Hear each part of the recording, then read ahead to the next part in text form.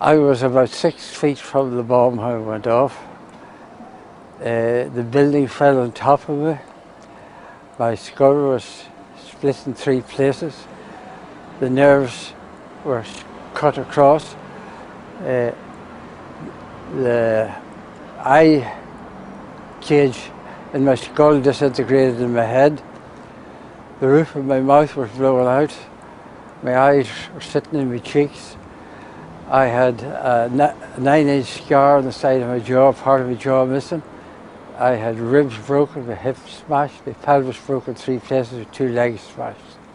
I was given up for dead by 3 surgeons. They told me I never should have survived with such injuries, but it just seemed to be that I kept on living. Masika Katsuva, mother of 4 daughters, was once the wife of a successful businessman. In 1999, Rwanda-backed militants broke into the family's home. The rebels tortured her husband to death and raped 2 of her daughters. Finally, they raped Masika on top of the mutilated body of her husband.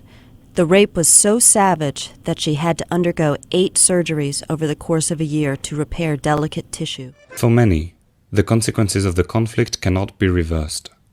Mohammed was hit by a bullet which went through his shoulder and reached his spinal cord. He now lives in Jordan with his wife and their 6 children. He is paraplegic and needs to learn how to live with his disability. رفع كامل شو بدك يعني؟ شو قربت فان دام؟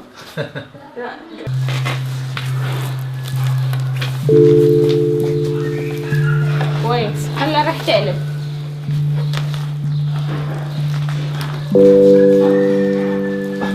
يلا كمان شوي.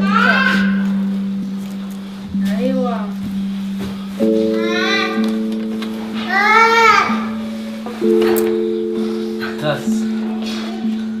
العدة.